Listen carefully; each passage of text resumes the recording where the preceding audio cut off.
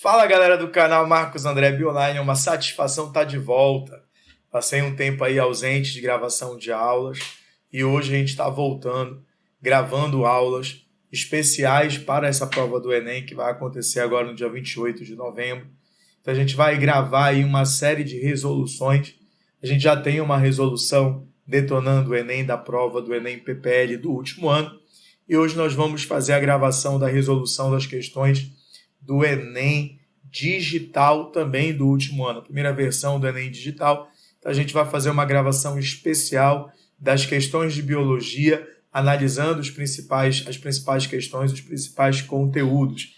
Então é uma revisão super específica para você que vai fazer a prova do Enem.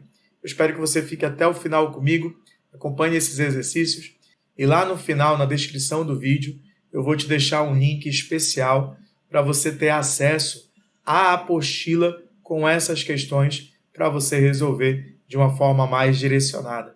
Então, faço convite para você ficar até o final comigo aqui nessa aula. Não perca essa oportunidade e muito obrigado por você estar aqui assistindo a mais uma videoaula do canal BioOnline. Tudo bem? Então, a ideia dinâmica é literalmente resolver essas questões, comentar essas questões e analisar dentro da perspectiva do conteúdo. O que é um conteúdo importante, relevante para o Enem? Até mesmo para que você possa selecionar aqueles conteúdos que mais você tem dificuldade e estudar de uma forma muito mais direcionada. É importante, nesse exato momento, na preparação final para a sua prova, fazer a revisão daqueles assuntos que são, de fato, mais recorrentes. Então, a gente vai começar essa super revisão trazendo uma questão muito interessante, uma questão que tem várias videoaulas minhas aqui no canal, para que você possa assistir, para te dar esse respaldo teórico, para você resolver essa primeira questão da prova do Enem digital. Vamos lá? Olha só, galera. Só para quem ainda não, para que você não fique tão atordoado, tenho uma tela aqui na minha frente. Às vezes eu vou olhar para ela, tá? Para facilitar a leitura, tá bom? Só para que você fique atento. A rotação de cultura, juntamente com a cobertura permanente e o mínimo de revolvimento do solo, compõem os princípios básicos do sistema de plantio direto. O aumento da diversidade biológica do solo contribui para a estabilidade da produção agrícola por causa de diversos fatores, entre eles o processo de fixação biológica do nitrogênio realizado por bactérias. Galera, então essa questão ela já trouxe para a gente uma situação bem importante, tá? Eu vou aqui utilizar a nossa canetinha, tá bom? Que está bem aqui, ó. Processo de fixação biológica do nitrogênio realizado por bactérias. Galera, essa informação ela é muito importante para a gente, porque quando você trabalha o ciclo do nitrogênio, a gente tem que levar em consideração que N de nitrogênio, N de nutrientes. É interessante isso.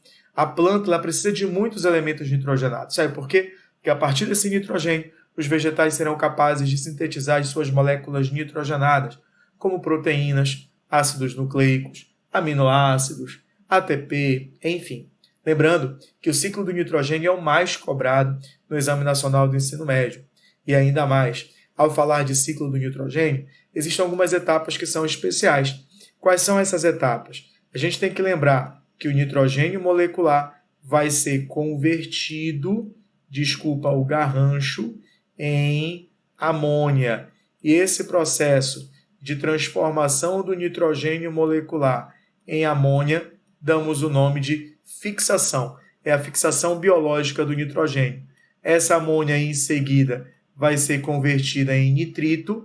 Não fiquem preocupados com esse garrancho. Eu estou escrevendo aqui com o mouse. O nitrito vai ser convertido em nitrato. Tudo bem? NO3-. E esse nitrato vai ser utilizado para produzir novamente o nitrogênio molecular. Toda essa transformação, pessoal, vai acontecer lá no solo. Então, por isso que eu falei para vocês que nutriente N de nitrogênio está diretamente associado a nutriente. E aí a gente tem algumas etapas que eu vou discriminar essas etapas aqui para vocês. Tudo bem? Olha só, vou colocar aqui na cor azul. Então, essa etapa aqui, ó, é a famosa fixação do nitrogênio. Aqui é o processo chamado de nitrosação. Nitrosação. A nitrosação é feita, por exemplo, por bactérias chamadas nitrosomonas. Então, aqui a gente tem a nitrosação, que é a transformação do nitrito, da amônia em nitrito. Aqui embaixo nós temos a nitratação. A nitratação é a transformação do nitrito em nitrato. Então, nós temos a nitratação. E, por último, nós temos a devolução do nitrogênio, que é chamado de desnitrificação. Então, aqui é o processo chamado desnitrificação. Então, o que ele apontou para a gente lá no texto? Ele apontou para a gente lá no texto o processo de quê, pessoal? Fixação. Então, já discriminei para vocês. O que é a fixação do nitrogênio? Fixação do nitrogênio é a transformação do nitrogênio em amônia. Isso é o processo de fixação. Então, ele fala assim, nesse processo biológico ocorre a transformação de quê? Ou seja, no processo biológico, lá citado no texto, se ele falou do processo biológico, a gente vem para cá para o texto. Ó. Ele está falando, nesse processo biológico. Qual é o processo biológico? Não é a fixação? Então, a fixação nada mais é do que a transformação do nitrogênio em amônia. Letra correta, letra A. Uma questão bem direta sobre o ciclo do nitrogênio, que cobra etapas do ciclo do nitrogênio. Lembrando que a habilidade que tem uma habilidade específica para ciclos biogeoquímicos, que é a habilidade número 8, que ela pede justamente para você compreender a importância dos ciclos biogeoquímicos. Então, uma dica importante para a sua prova do dia 28 é pegar os principais ciclos. Nitrogênio, na sequência da relevância para a prova, tá? Nitrogênio, carbono, água, oxigênio, fósforo, enxofre, tudo bem? Pegar esses ciclos biogeoquímicos, analisar as suas principais etapas, verificar como nós, seres vivos, vamos obter esses elementos. Por exemplo, ao se falar do nitrogênio, nós não vamos retirá-lo da atmosfera. Nós precisamos ter uma alimentação. A gente vai obter o nitrogênio incorporado a partir da matéria orgânica. Então, é interessante você ter, né, essa pegada, porque é um tema sempre muito cobrado na prova do Enem. Então, toma muito cuidado com ciclos biogeoquímicos. Tudo bem? Vamos para uma outra questão, que é a mesma habilidade, porque aí ela retrata a cadeia alimentar. Em um ecossistema é observada a seguinte teia alimentar. Então, verifica o seguinte, olha o que ele quer. O menor nível trófico ocupado pelas aves. Beleza, pessoal, ele quer o menor nível trófico. Então, quando você vai analisar cadeias e teias alimentares, a gente tem que procurar a base da cadeia, né? Quem é a base da cadeia? São os produtores, tá bem aqui, ó, as algas.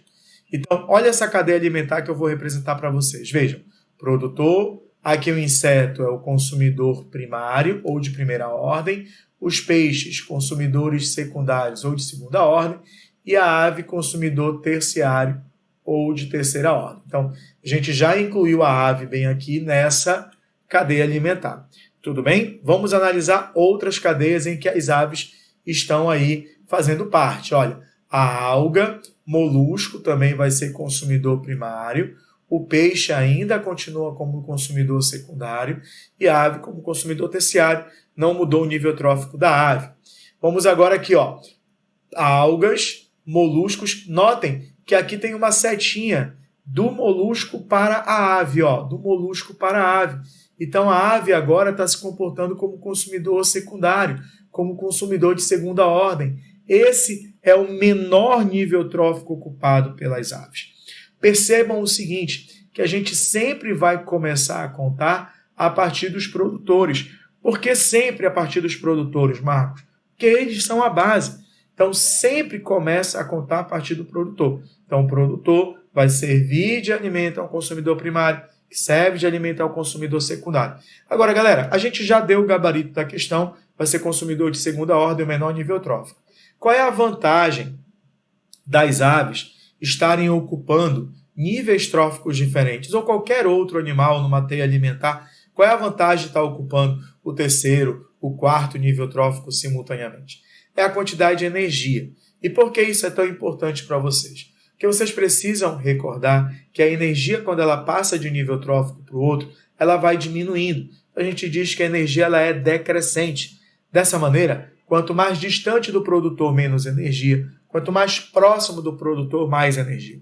Então, a partir do momento que esta ave está ocupando a posição de consumidor de terceira ordem e, portanto, o quarto nível trófico, consumidor de segunda ordem, portanto, o terceiro nível trófico, Quando ela está mais próximo do produtor, ela vai ter mais o que, pessoal? Energia. Então é muito mais vantajoso essa ave estar ocupando esses níveis tróficos diferentes. Fechamos esse raciocínio? Então aí já trabalhamos com duas questões que retratam inclusive a mesma habilidade. No primeiro momento nós discutimos a ideia referente a ciclos biogeoquímicos e aqui a gente acabou tratando um pouquinho de cadeia e teia alimentar. Vamos trabalhar agora o conteúdo mais cobrado no Enem, especialmente em ecologia, quando se trata de poluição. Olha essa questão sobre poluição. Metais são contaminantes encontrados em efluentes oriundos de diversas atividades antrópicas. E, dentre eles, o mercúrio é aquele que apresenta maior toxicidade e o único metal que reconhecidamente causou óbitos em humanos em razão da contaminação pela via ambiental, particularmente pela ingestão de organismos aquáticos contaminados. Considere que em um ecossistema aquático cujas águas foram contaminadas por mercúrio, esse metal será incorporado pelos organismos integrantes e a cadeia alimentar toda, integrantes de toda a cadeia alimentar nos diferentes níveis tróficos. Quase que não sai. Na situação apresentada, as concentrações relativas de mercúrio encontradas nos organismos serão... Galera, a gente está trabalhando com um problema ambiental famoso em prova, que é o que nós conhecemos como magnificação trófica, tá? Aqui é o que nós chamamos de magnificação. Beleza? Magnificação. Galera, o que você tem que logo trabalhar ao falar de magnificação? Magnificação, a gente vai notar que a concentração destes metais pesados vai ficar cada vez maior ao longo da cadeia alimentar. Então, se eu tenho produtor, se eu tenho aqui um consumidor primário, se eu tenho aqui um consumidor secundário, se eu tenho aqui um consumidor terciário, eu tenho que levar em consideração que a concentração de mercúrio no produtor, olha aqui, galera, ela vai ser menor que a concentração de mercúrio no consumidor primário, que vai ser também menor que a concentração de mercúrio no consumidor secundário, que vai ser menor que a concentração de mercúrio no consumidor terciário. Então, quando a gente fala de magnificação, a gente vai falar pura e simplesmente do aumento da concentração dessas substâncias ao longo da cadeia alimentar. Isso é o fenômeno da magnificação trófica. Então, a magnificação trófica que ocorre com metais pesados, dentre como exemplo mais clássico em prova o mercúrio, o chumbo, cuidado com inseticidas, especialmente os organoclorados como o DDT.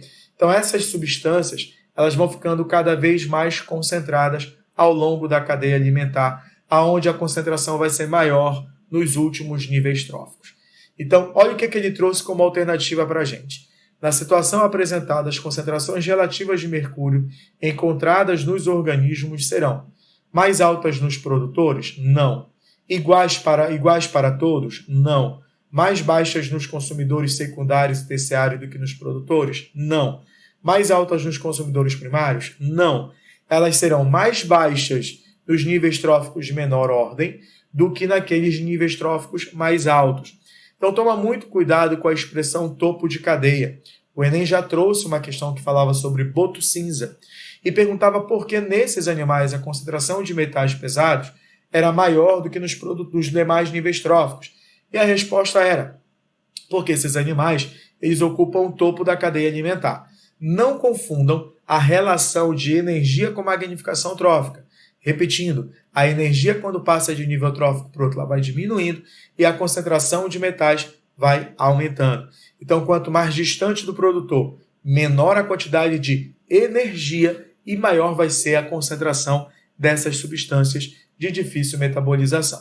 É uma questão muito boa que fala sobre magnificação trófica no Enem Digital. Então, cuidado por esse tema, porque poluição, problemas ambientais é, sem dúvida alguma, o tema mais cobrado. Uma das coisas que eu sempre bato nas minhas aulas, tanto nas presenciais como nas aulas aqui do canal. Atenção, poluição você trabalha baseada na sua causa, consequência e solução. Então, monta uma tabelinha, aponta os principais problemas ambientais e coloque as suas causas, as suas consequências e as suas possibilidades de solucionar esses problemas ambientais.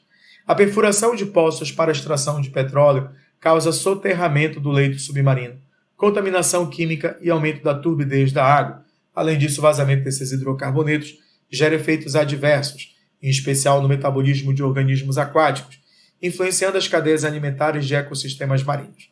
Essas consequências negativas advêm da propriedade do petróleo, uma mistura oleosa de substâncias orgânicas de coloração escura e menos densa que a água. Então ele trouxe todas as características do petróleo e aí ele traz a seguinte pergunta: as consequências do vazamento dessa mistura, ou seja, as consequências do vazamento do petróleo, mas ele traz uma informação, galera, e essa informação ela é decisiva para você responder a questão.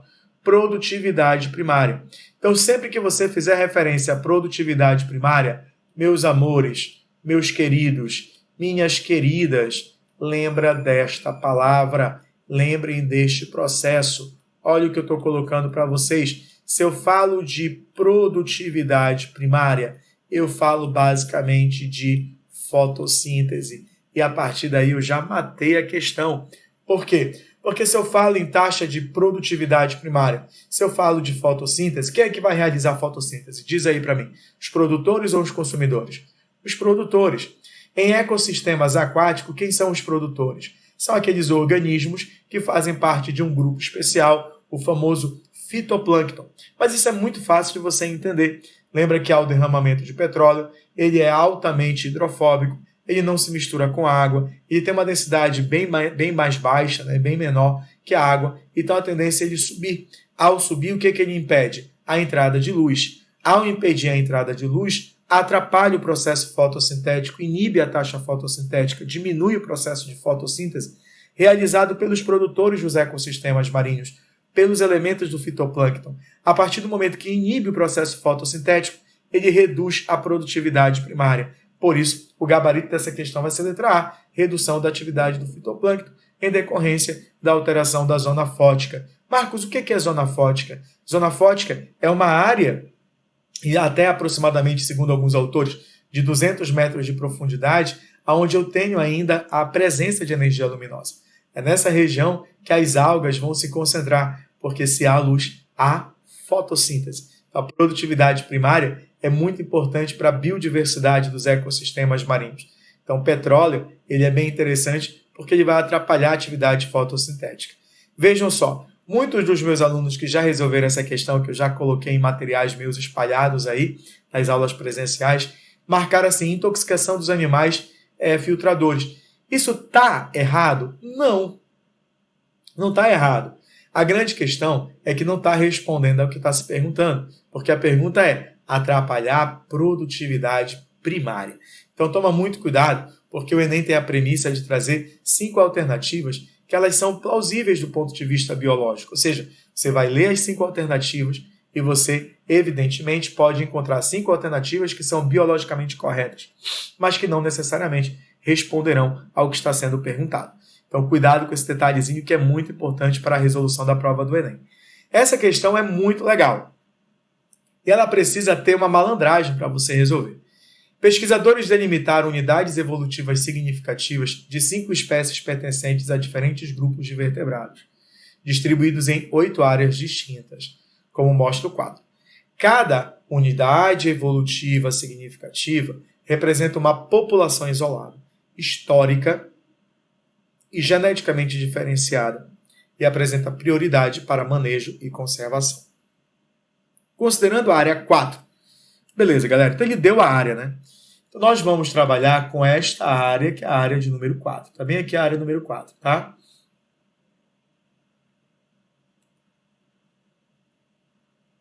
Tudo bem? Tá aqui a área 4. Então, ele colocou aqui a situação. Ele colocou a área 4. Olha o que ele fala. Considerando a área 4, a espécie que terá maior prioridade em estratégias de conservação. Vamos trabalhar aqui com a ave. Na área 4, nós temos uma unidade evolutiva significativa, 3, que se repete na área 5, na área 6, que se repete nessas 2 outras áreas. Tudo bem? Então, ó, a ave se repete. Show. Vamos ver aqui o lagarto. O lagarto é 3, ó, mas se repete também na área 8. Então, eu tenho aqui essa unidade evolutiva significativa se repetindo. O morcego, 2. Mas olha aqui o morcego como se repete, tanto na área 5 como na área 6. O roedor é 3, que se repete na área 1 e se repete na área 8. Quando a gente vem para o anfíbio, ele tem a 4. Note o seguinte, que a 4 não se repete. Perceba que é uma área, né, que é uma unidade exclusiva dessa área 4. Você só vai encontrar a unidade evolutiva significativa para o anfíbio, a UES4, aonde? Na área 4. Então, dentre das cinco espécies apresentadas, aquela que tem uma população isolada é a de anfíbio. Então, é essa que deve ser preservada. E a letra correta é a letra B de bola. Note o seguinte, que a gente não precisou saber precisamente o conceito de uma unidade evolutiva significativa. Mas valeu a pena a gente analisar que a única espécie UES4 está presente na área 4, enquanto que as outras se repetem em outras áreas apresentadas. Então, por isso, esta deve ser mais preservada, porque ela está correndo risco ali de extinção. Tudo bem? Então, há necessidade de se preservar. Por isso, essa questão tem como gabarito a letra B de bola. Galera, olha outra questão de evolução. Acredita-se que os olhos evoluíram de órgãos essenciais de luz para versões que formam imagens. O olho humano atua como uma câmera, coletando, focando e convertendo luz em sinal elétrico, que é traduzido em imagens pelo cérebro. Mas em vez de um filme fotográfico, é uma retina que detecta o processo e processa os sinais, utilizando células especializadas. Moluscos cefalópodes, como lulas, possuem olhos semelhantes aos dos humanos, apesar da distância filogenética. Galera, matou a questão. A questão acabou aqui, cara. Vou te mostrar por quê.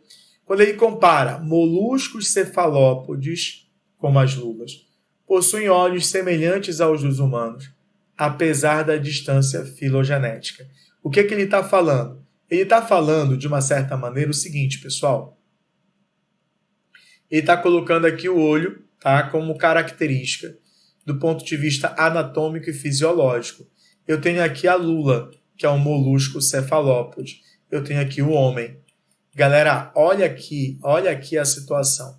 Ele já disse na questão que essas duas espécies são filogeneticamente distintas, distantes. Então, eu tenho o seguinte, pessoal. Eu tenho espécies diferentes ou origens diferentes que convergiram, origens diferentes que convergiram para executar uma determinada função. Então, sempre que você faz relações a características evolutivas cujas origens são diferentes, mas executam a mesma função, passam por um processo de evolução convergente. E essa evolução convergente, ela é interessante porque a partir dela nós estudamos estruturas que são chamadas de análogas.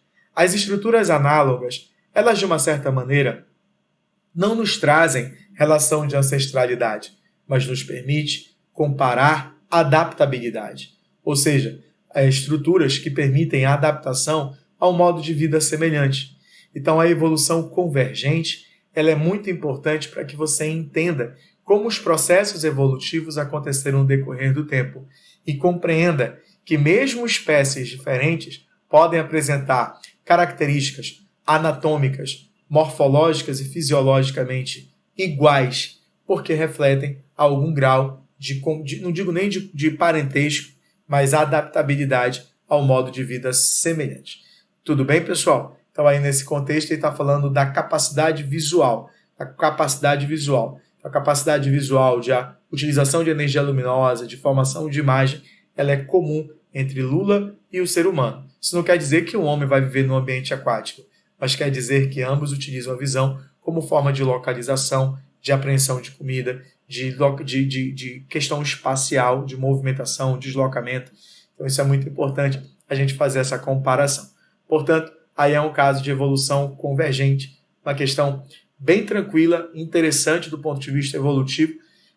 Não recordo, sinceramente, do Enem ter trazido uma questão similar a essa. Então já fica aí, né, a antena ligada para questões que trazem esse processo evolutivo. Os frutos da pupunha têm cerca de 1 grama em populações silvestres no Acre, mas chegam a 70 gramas em plantas domesticadas por populações indígenas. Cara, isso é muito bacana. Chegam a 70 gramas em plantas domesticadas. No princípio, porém, a domesticação não era intencional. Os grupos humanos apenas identificavam vegetais mais saborosos ou úteis.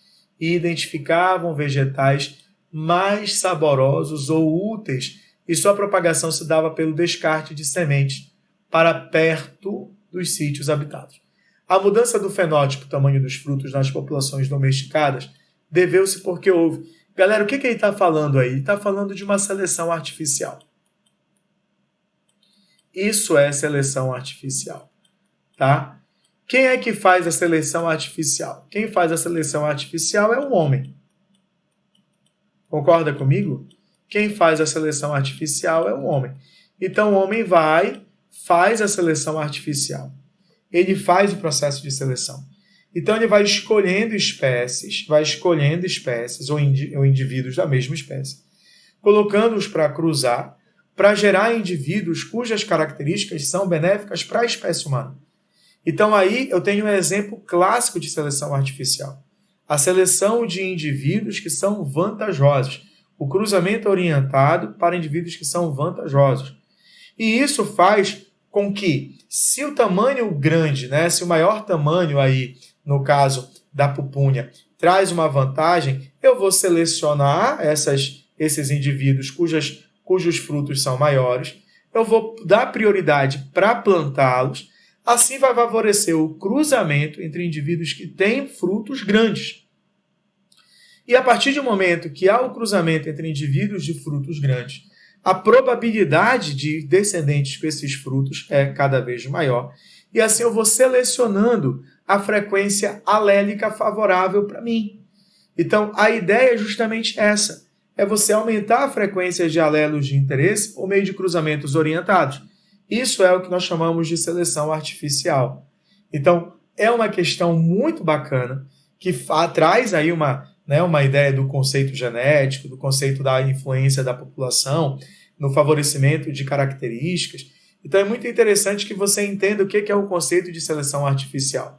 Então, a seleção artificial é aquela feita por meio de seleção de características que são de interesse para a população, de interesse para a espécie humana. No caso apresentado, é o tamanho da pupunha. Então, você dissemina sementes, a partir das quais são sementes de pupunhas que são de tamanho grande. Isso vai fazer com que essa planta se desenvolva, mas também vai facilitar o cruzamento entre elas, fazendo com que esse alelo que determina o tamanho da pupunha seja mais frequente, próximo a essas populações indígenas. Então, isso caracteriza o que nós chamamos de seleção artificial. Tudo bem? Questão muito bacana, também pouco frequente essa pegada no Enem. A gente já fica atento para esse perfil de questão.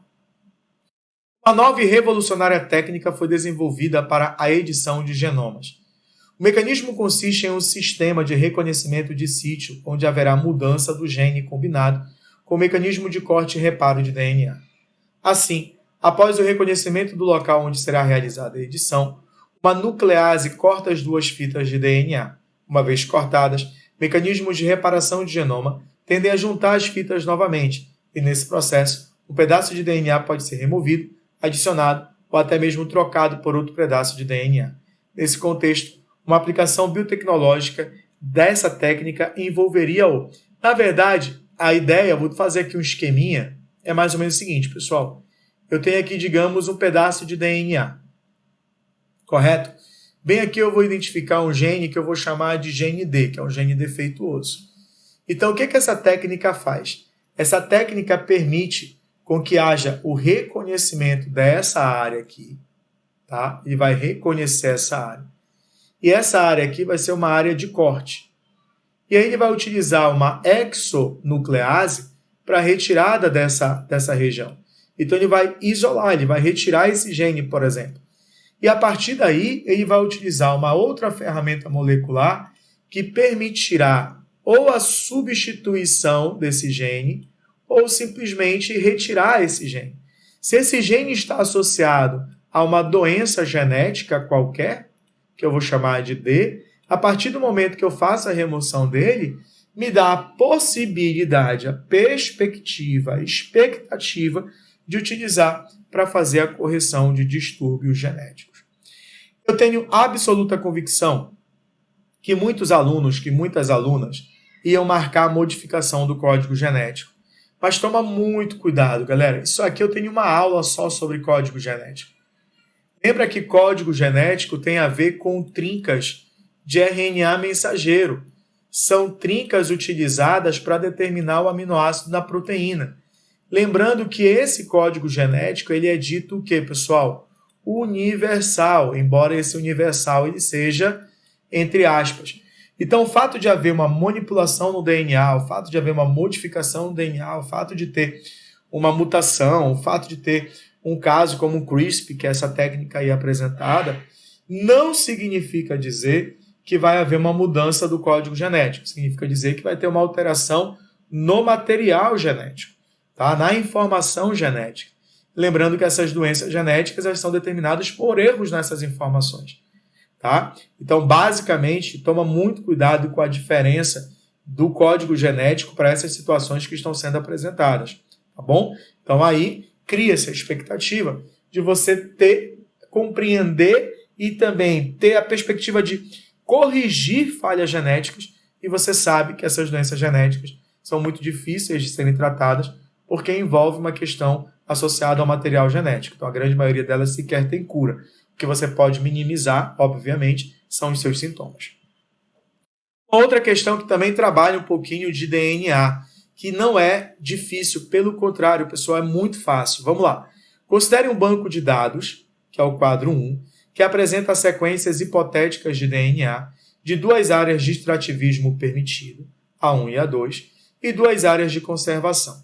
Um órgão de fiscalização ambiental recebeu uma denúncia anônima de que 5 lojas moveleiras, 1, 2, 3, 4 e 5, estariam comercializando produtos fabricados com madeira oriunda de áreas onde a extração é proibida. As sequências de DNA das amostras dos lotes apreendidos nas lojas moveleiras foram determinadas no quadro 2. Então, pessoal, é uma questão muito fácil, porque olha só, ele quer qual loja moveleira está de forma ilegal. Então, ele trouxe aqui o quadro 2, que são referentes às 5 amostras de DNA que foram extraídas, correto? Então, é isso aqui que ele quer. Tudo bem? Então, veja só. Olha o que ele trouxe para a gente. Se é ilegal, ela não pode ser retirada. Ela tá, a forma legal, né? É a 1 e a 2. Então, ilegal, ela tem que ser extraída ou exclusivamente de B1 ou de B2, porque são áreas de conservação. As áreas A1 e A2, elas podem ser retiradas, porque são áreas de extrativismo. Olha a sequência 1. TCC, TAA, CTG, AGA. Você localiza bem aqui, TCC, TAA, CTG, AGA. Então, não bateu a sequência? Ela é extraída dessa área de extrativismo, então tá beleza. Vamos aqui para outra, TCC, TAA, TTG, AA. Olha aqui que a gente tem. TCC, TAA, TTG, AA. Beleza. Então, aqui na loja 2 também está de boa. Tá? Vamos para 3. TCC, TAA, TGT, CAG. TCC, TAA, TGT, CAG. Tá aqui, Tá de boa bem aqui. Ah, Marcos, mas olha só o que a gente observou bem aqui também. TCC, TAA, CTG, AGA. Mas note que ela está presente tanto numa área de extrativismo como na área de conservação. Então, se está presente na área de extrativismo, ela não é de forma ilegal. Olha a número 4, TCC, AA, TTG, CAG. TCC, AA, TTG, CAG. Está bem aqui a área 4, também de extrativismo. Agora, note, TCC, AA, TTT, CAG. TCC, AA, TTT, CAG. Aqui, note o seguinte, que só está nessa área de conservação. Então, essa loja número 5 está vendendo madeira de forma ilegal. Não é bacana essa questão? Você tinha que analisar sequências, comparar e verificar qual delas está sendo extraída de uma área de conservação ambiental. Então, você fez uma comparação de DNA, fez uma análise de DNA, observou a sequência, comparou com as áreas e chegou à conclusão que essa é uma área, né, uma loja que está vendendo ali um produto completamente ilegal. Beleza? Deu de boa? Conseguiu compreender aí, pessoal? Vamos para uma outra questão agora sobre epigenética. Epigenética é aquele fator externo que influencia a expressão de determinados genes. Eu já te dei agora o gabarito, né? Olha o que ele diz. Fenômenos epigenéticos levam à modificação do DNA e das histonas, que influenciam o remodelamento da cromatina e, consequentemente, a disponibilização ou não de genes para a transcrição. Então, é mais ou menos assim, pessoal. A gente tem aqui, ó, uma sequência de DNA qualquer, tá? Então, cuidado. Tá? Então, aqui eu tenho DNA qualquer. Lembrando que nesse DNA a gente tem a presença de proteínas que são as histonas. Então, um padrão epigenético muito comum é quando se adiciona metil ao DNA. Isso é chamado de metilação. E o mesmo pode acontecer com as histonas, pode ser adicionado metil. Então, a metilação do DNA ela pode simplesmente ativar ou inativar genes. Isso é bem interessante, sabe por quê? Porque metilação, mecanismos epigenéticos, não são mutação. Mutação é quando muda a sequência de bases nitrogenadas. Na epigenética, modifica o DNA sem alterar as sequências de letrinhas. São acrescentadas substâncias que interagem com a molécula de DNA e que podem fazer, a partir desse momento de interação, com que haja a ativação e a inativação de determinados genes. Então, a epigenética mostra como o ambiente influencia na regulação da expressão gênica. Por isso que a letra correta é a letra A. A alteração na sequência de bases, não, porque isso é a mutação. Correção de mutações em determinados genes não tem nada a ver, porque esses fatores epigenéticos não têm a função de fazer correção de mutação. A associação dos ribossomos ao RNA mensageiro, isso acontece durante a síntese de proteína. A alteração de aminoácidos, não. A alteração de aminoácidos ocorre em função de uma mutação. Então, você percebe que os mecanismos epigenéticos eles são interessantes justamente por isso, tá? Porque eles permitem a regulação da expressão gênica, a ativação e a inativação de genes em função da interação com fatores ambientais. Essa, se eu não me engano, é a segunda ou terceira questão do banco de questões de Enem que retratam epigenética, mas eu acho muito interessante a maneira como ela retrata, que traz a ideia aí de expressão gênica. Olha essa questão sensacional. Análise do esquema de uma metodologia utilizada na produção de vacinas contra a hepatite B. Então vejam só, pessoal, aqui está o DNA do vírus da hepatite B. Tudo bem? Aqui eu tenho uma bactéria que eu vou utilizar aí regiões dessa bactéria para a produção dessa vacina. Então eu vou extrair o plasmídio dessa bactéria. O plasmídio é um DNA extra. Então eu vou abrir o plasmídio utilizando uma enzima, que é chamada de enzima de restrição, e eu vou colar o gene da proteína que determina a hepatite B nesse plasmídio. Quando eu misturei DNAs de fontes biológicas diferentes, pessoal, o que eu fiz? Eu produzi um plasmídio recombinante. Beleza, eu vou pegar esse plasmídio recombinante e vou inserir num fungo, numa levedura. Qual é o objetivo? É eu pegar essa levedura, colocar no meio de cultura, eu vou multiplicar essa levedura em meio de cultura e eu vou produzir em grande escala a proteína HB, que é essa proteína que é o meu interesse. Então, eu vou pegar essa levedura e vou estimular a multiplicação para ela produzir muita proteína. E eu vou pegar essa proteína e vou purificar, eu vou extrair e vou purificar. Então, a vacina, pessoal, ela não é feita de bactéria. A vacina ela não é feita do vírus. A vacina ela não é feita da levedura. A vacina ela é feita da proteína. E essa proteína, meu organismo vai reconhecer como antígeno para, a partir daí, produzir anticorpos. Então, a letra correta é a letra C de casa. Que questão show! Ó, parabéns pela questão. Questão maravilhosa. Então, ele pegou o DNA do vírus, inseriu no plasmídio bacteriano, tecnologia do DNA recombinante, pegou esse DNA recombinante, inseriu numa levedura, em meio de cultura a levedura se multiplicou, produziu a proteína de interesse, que é essa proteína HB, que está associada à hepatite, purificou e extraiu essa proteína que vai compor a vacina. Então, quando o cara injeta a vacina em você, não tem vírus, não tem bactéria, não tem levedura. Ela tem apenas a proteína viral que vai estimular o teu organismo a produzir anticorpos. Que questão sensacional. Parabéns pela questão. Quem elaborou, meus parabéns. Questão maravilhosa, sensacional. Beleza, galera? Show de bola essa questão. Gosto muito dela. Olha essa outra questão também muito bacana. Ó. Em 2012, a empresa brasileira de pesquisa agropecuária, Embrapa, divulgou sua intenção de trabalhar na clonagem de espécies ameaçadas. Clonagem de espécies ameaçadas. Como é o caso do lobo-guará, da onça-pintada, do veado catingueiro. Para tal, células desses animais seriam coletadas, né, e mantidas em bancos de germoplasma para posterior uso. Dessas células seriam retirados os núcleos e inseridos em óvulos anucleados. Após o desenvolvimento inicial in vitro, os embriões seriam transferidos para os úteros de fêmeas da mesma espécie. Com a técnica da clonagem, espera-se contribuir para a conservação da fauna. Galera, ele não disse que isso está errado, tá? Ele só disse que há uma limitação. Ele quer saber qual é a limitação dessa técnica.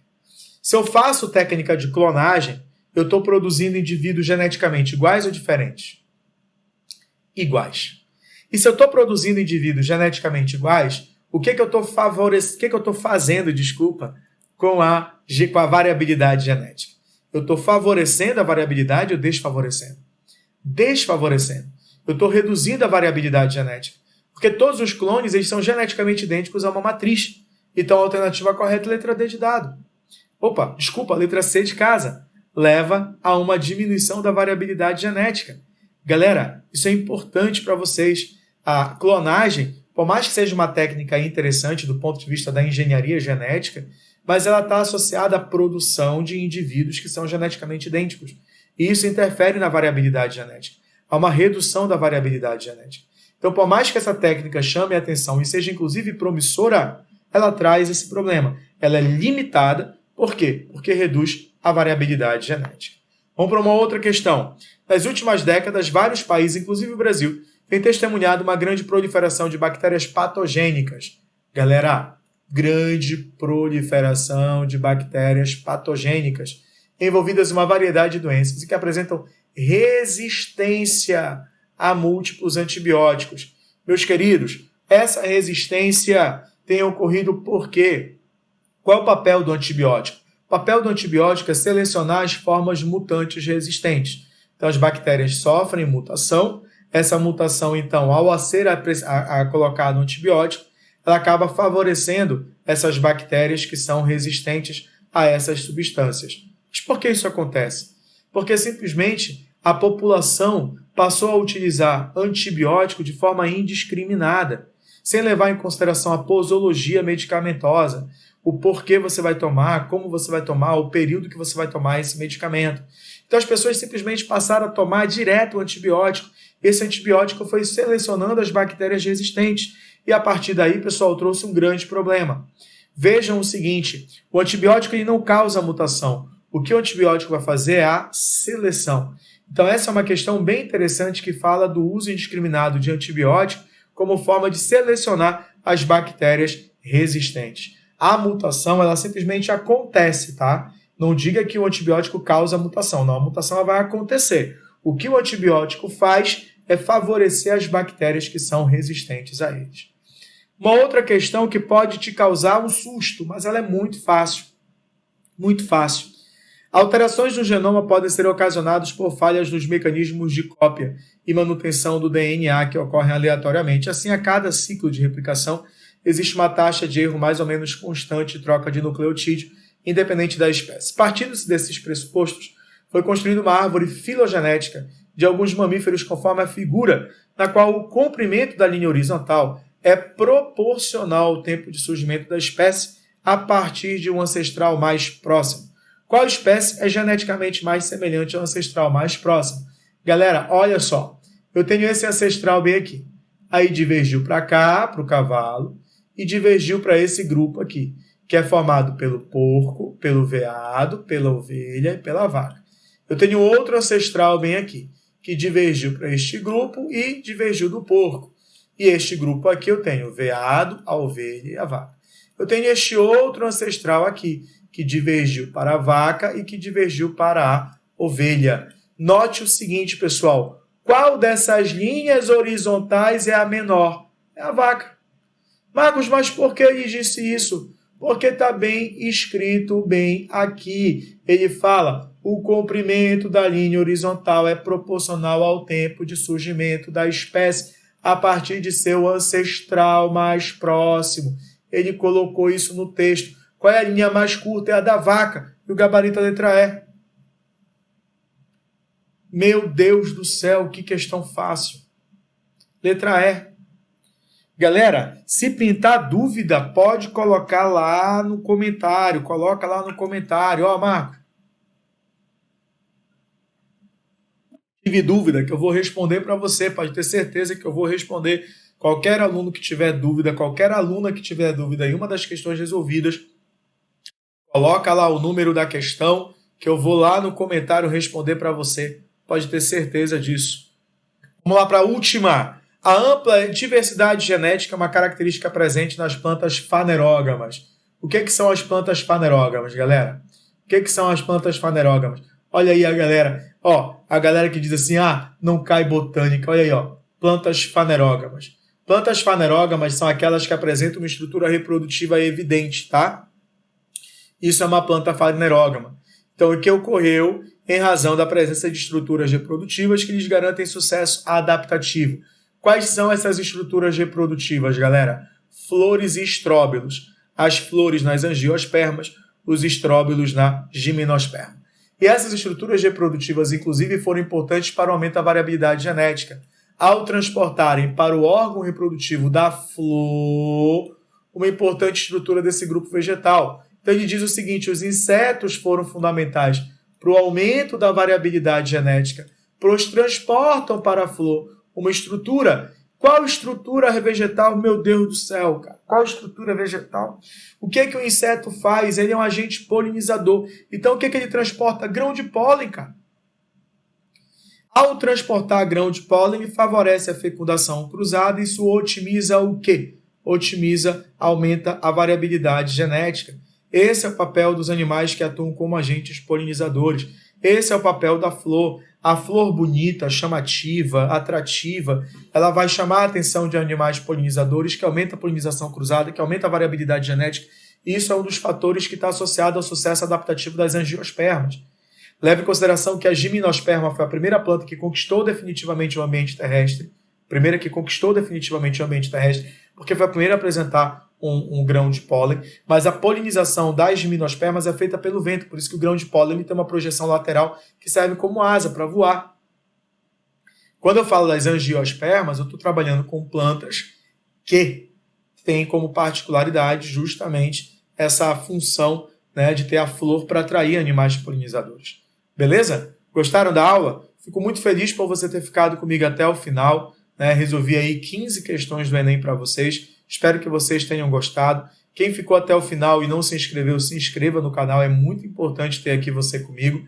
Fiquem ligados nas próximas questões e resoluções das provas do Enem. Até o dia 28 de novembro vem muita prova de biologia aí. Espero que vocês gostem dessa aula. Espero que vocês gostem desse trabalho. Tudo bem? Para quem quiser fazer os meus cursos, me procure lá no www.bionline.com.br. Beleza? E também quem gosta de publicações no Instagram, o meu @ é prof.marcosandrebio. Fique comigo na próxima aula aqui do canal Marcos André Bio Online.